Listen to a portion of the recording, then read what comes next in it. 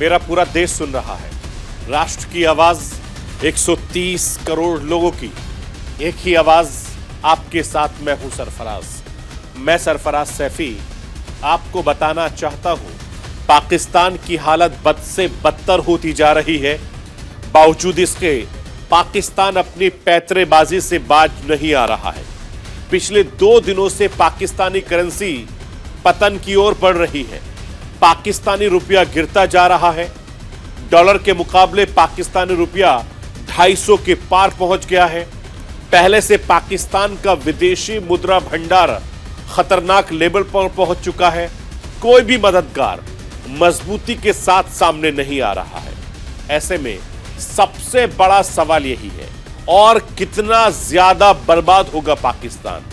ऐसी बर्बादी के हालत में भी पाकिस्तान की पैतरेबाजी हैरान करती है।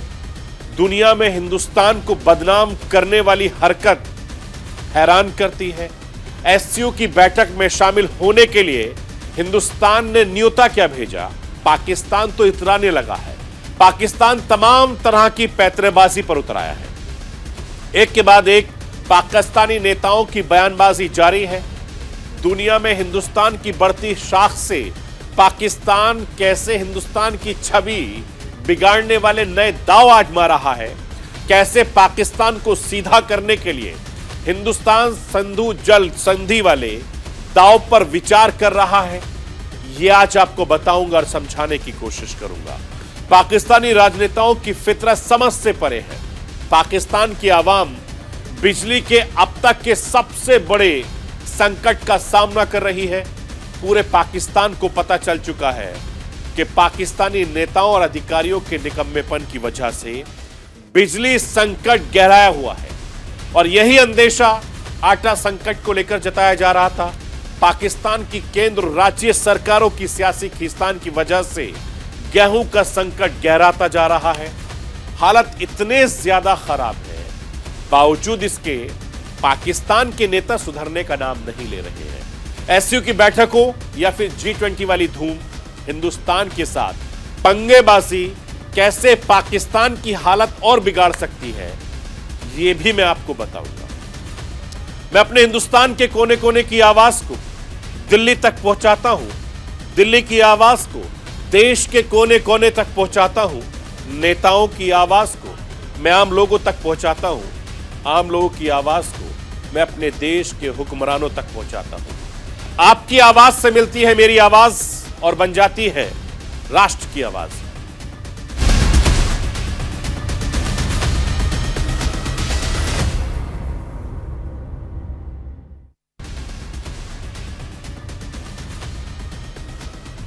पाकिस्तान बदहाल है।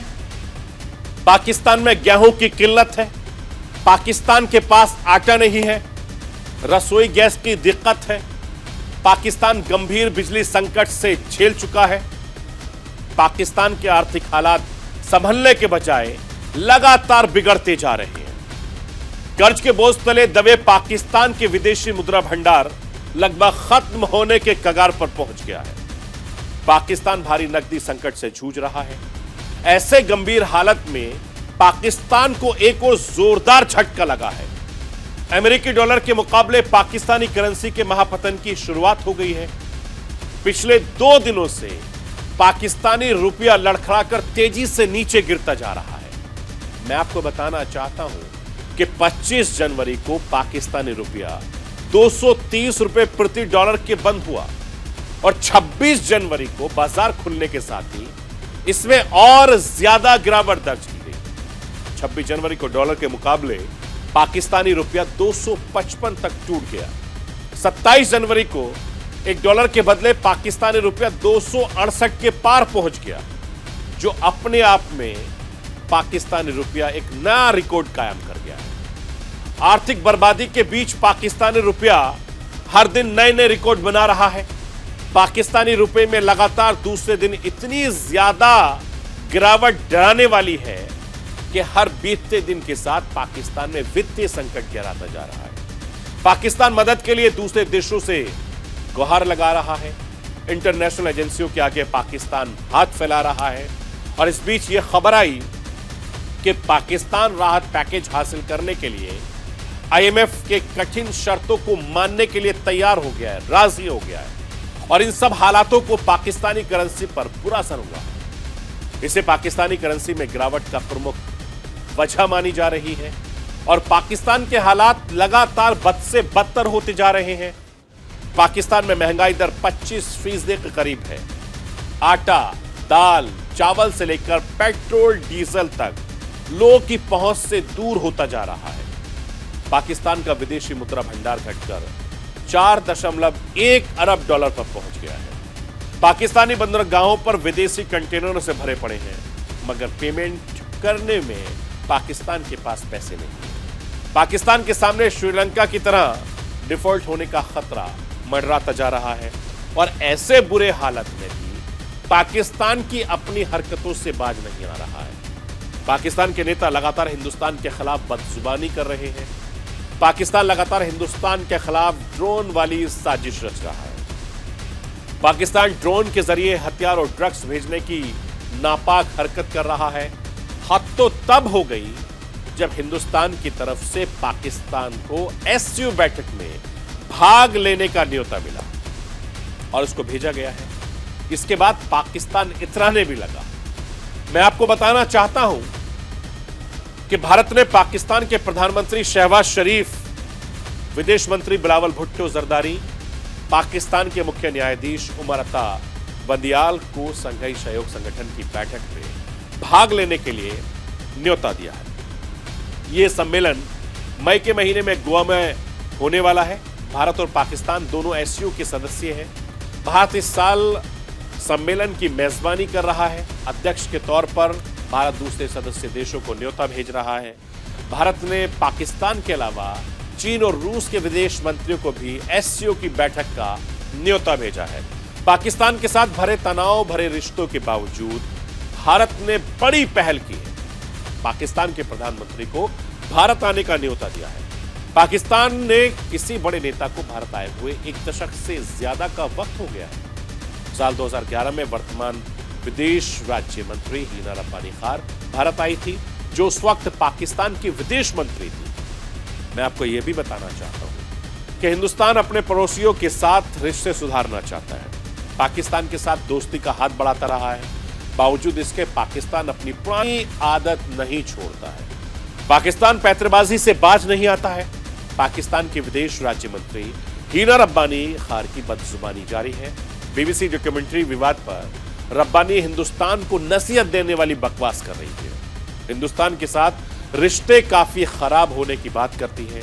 बैंक चैनल से किसी भी तरह की बातचीत से हीना रब्बानी इनकार करती है। एससीओ की बैठक के भाग लेने के लिए भारत से मिले न्योते पर पाकिस्तान का विदेश मंत्रालय कहता है कि भारत की तरफ से आए आमंत्रण की समीक्षा की जा रही है। बैठक में भाग लेने के संबंध में निर्णय विचार विमर्श के बाद लिया जाएगा। मैं आपको यह भी बताना चाहता हूं कि इस्लामाबाद में अपने उच्च आयोग के माध्यम से भारत ने एससीओ के आने का निमंत्रण भेजा है, जिसका पाकिस्तान ने अभी तक जवाब नहीं दिया है। पाकिस्तान दुनिया में हिंदुस्तान की बढ़ती हैसियत से बौखलाया हुआ है। पाकिस्तान पैंतरेबाजी कर रहा है, हिंदुस्तान को बदनाम करने की कोशिश में जुटा नजर आ रहा है। अब हिंदुस्तान की बारी है। हिंदुस्तान ने पाकिस्तान को सिंधु जल संधि के लेकर जोर का झटका बहुत धीरे से दिया है। हिंदुस्तान ने सिंधु जल संधि के संशोधन के लिए पाकिस्तान को नोटिस थमा दिया। सूत्र बता रहे हैं कि हिंदुस्तान ने पाकिस्तान को चेतावनी दी है कि 90 दिनों के अंदर जवाब दे, नहीं तो साल 1960 में हुई जल संधि पर फिर से विचार करने के लिए हिंदुस्तान बाध्य होगा। अगर कुछ गलत हुआ तो इसके लिए पाकिस्तान जिम्मेदार होगा। सूत्रों के मुताबिक जो कुछ भी बात नोटिस के जरिए हिंदुस्तान ने पाकिस्तान से कही, मैं आपको राष्ट्र की आवाज के जरिए बताना चाहता हूं। भारत सरकार ने कहा है, पाकिस्तान की सभी गलत कार्रवाइयों ने सिंधु जल संधि के प्रावधानों और उनके कार्यान्वयन पर प्रतिकूल प्रभाव डाला है। भारत को सिंधु जल संधि के संशोधन के लिए नोटिस जारी करने के लिए मजबूर किया है। भारत सरकार ने पाकिस्तान की हरकतों पर कड़ी नाराजगी जताते हुए यह भी कहा है, पाकिस्तान के साथ हुई सिंधु जल संधि को अक्षरशः लागू करने का भारत दृढ़ समर्थक और जिम्मेदार साझेदार रहा है, लेकिन दूसरे पक्ष से ऐसा नहीं हुआ। भारत सरकार ने कहा, पारस्परिक रूप से एक मध्यस्थ रास्ता खोजने के लिए भारत द्वारा बार बार कोशिशें करने के बावजूद पाकिस्तान ने साल 2017 से 2022 तक स्थायी सिंधु आयोग की 5 बैठकों के दौरान इस मुद्दे पर चर्चा करने से इनकार किया है। ऐसी वजहों के चलते अब पाकिस्तान को नोटिस जारी किया गया है।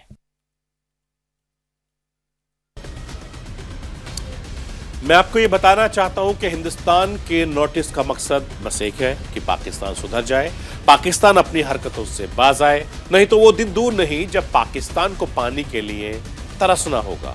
पहले से बदहाल पाकिस्तान के और भी बुरे दिन शुरू हो सकते हैं। हिंदुस्तान ने पाकिस्तान को चेतावनी दी है कि हिंदुस्तान ने पाकिस्तान को सिंधु जल संधि पर लेकर लापरवाही नहीं करने के लिए कहा है।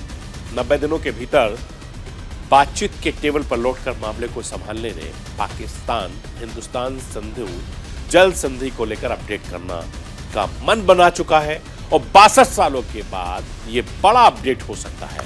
हिंदुस्तान का मूड बिगड़ा तो इसे अपडेट से पाकिस्तान को बड़ा नुकसान हो सकता है। मैं आपको सिंधु जल संधि के बारे में बताना चाहता हूं। 19 सितंबर साल 1960 को भारत पाकिस्तान ने सिंधु जल संधि पर हस्ताक्षर किए। इस संधि के तहत सतलज, व्यास और रावी नदी का पानी भारत को दिया गया था। वहीं सिंधु, झेलम और चिनाब नदी का पानी पाकिस्तान को दिया गया था। इस समझौते के विश्व बैंक के भी एक सिग्नेटरी हैं।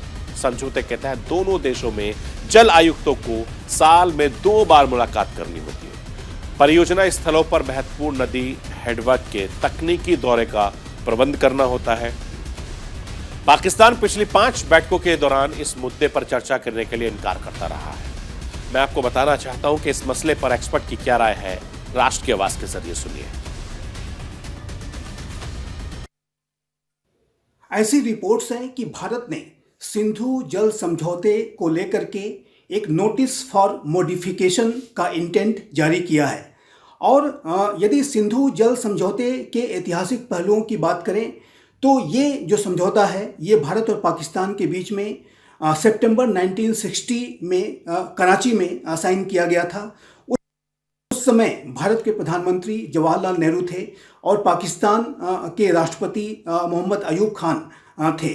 और ये जो समझौता है ये इंडस वाटर रिवर्स के बंटवारे के लिए और जो वाटर है उसके बेहतर मैनेजमेंट के लिए एक प्रॉपर दोनों देशों के बीच में कोऑर्डिनेशन के लिए किया गया था। और ये जो समझौता है ये विश्व बैंक की मध्यस्थता में किया गया था। विश्व बैंक भी इसका एक सिग्नेटरी है और ये जाहिर है कि एक इंडस वाटर ट्रीटी का ये समझौता एक लंबे समय का एक ड्यूरेबल ट्रीटी भारत और पाकिस्तान के बीच में रही है। लेकिन जिस तरीके से भारत और पाकिस्तान के संबंधों में हाल के समय में गिरावट आई है, ये संबंध अभी ऑल टाइम लो स्थिति में है। तो ऐसे में इसका असर ऐसा लगता है कि सिंधु जल समझौते के ऊपर भी पड़ रहा है। और सिंधु जल समझौते का जो आर्टिकल 9 है उसको पाकिस्तान की तरफ से जाहिर है कि उसका एक तरीके से उल्लंघन किया गया है और जिसको कि लेकर के भारत ने अब ये प्रस्ताव रखा है कि इस सिंधु जल समझौते में संशोधन होना चाहिए।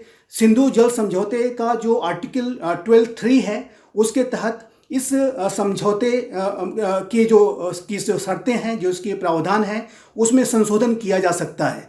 चूँकि पाकिस्तान के द्वारा इस समझौते का ठीक तरीके से पालन नहीं किया जा रहा है, इसका उल्लंघन किया जा रहा है, इसी वजह से भारत ने ये एक मॉडिफिकेशन का इंटेंट जारी किया है। और ये जो भारत का इंटेंट है ये इंडस वाटर कमीशन जो एक परमानेंट कमीशन है उसके माध्यम से व्यक्त किया गया है और इसको 90 डेज़ के अंदर पाकिस्तान को इसे रिस्पॉन्ड करना है।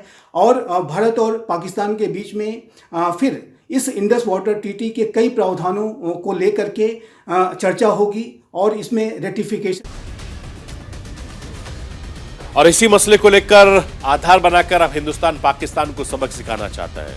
मैं आपको बताना चाहता हूं कि जब जब हिंदुस्तान पाकिस्तान के रिश्तों में तलखी आई है, सिंधु जल संधि बड़ा मुद्दा बना है। हिंदुस्तान की सरकार पर सिंधु जल संधि पर तोड़ने का दबाव बना है। 18 सितंबर 2016 की सुबह हिंदुस्तान कभी नहीं भूलता। पाकिस्तानी आतंकवादी संगठन जैश ए मोहम्मद के 4 आतंकवादियों ने जम्मू कश्मीर के उड़ी में सेना के मुख्यालय पर कायराना हरकत करते हुए हमला कर दिया था। इसी हमले में सेना के 19 जवान बलिदान हो गए थे।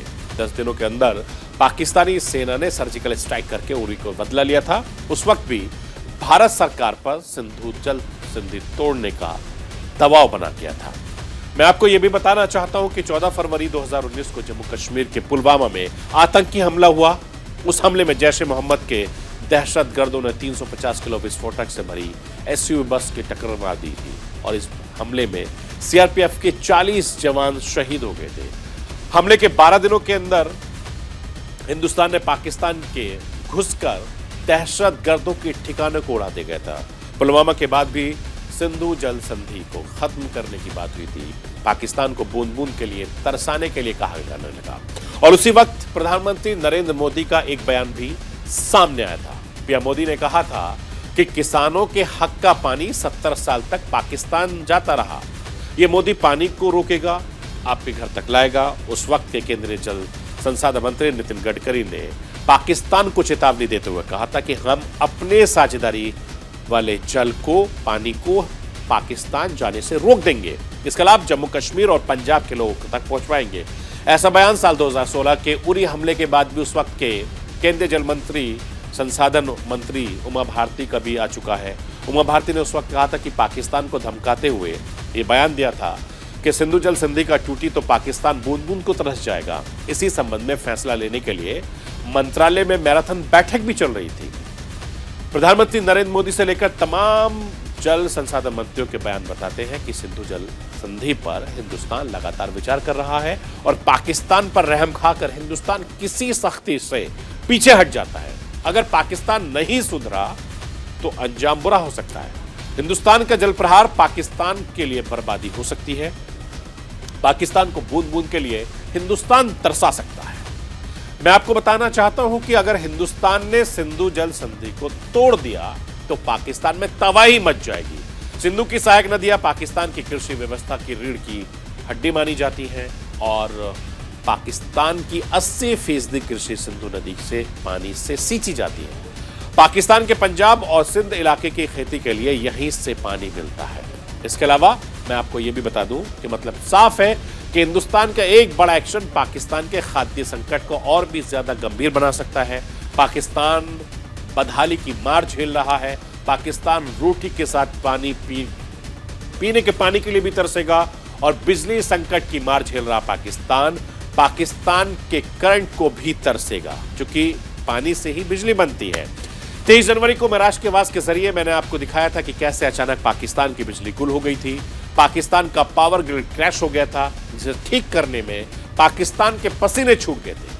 पाकिस्तान के बड़े शहर अंधेरे में डूब गए थे, कामकाज ठप हो गया था। करीब 95% आबादी अंधेरे में रहने को मजबूर हो गई थी। बार बार पाकिस्तान में ऐसा होता रहा है, लेकिन 23 जनवरी को हुआ। इसे पाकिस्तान के इतिहास में सबसे बड़ा सियासी संकट बताया जा रहा है। पाकिस्तान की जनता परेशान है, लेकिन पाकिस्तान के राजनेताओं को सियासी घमासान से फुर्सत नहीं। पाकिस्तान के बिजली सेटअप में मेंटेनेंस पर किसी का ध्यान नहीं है।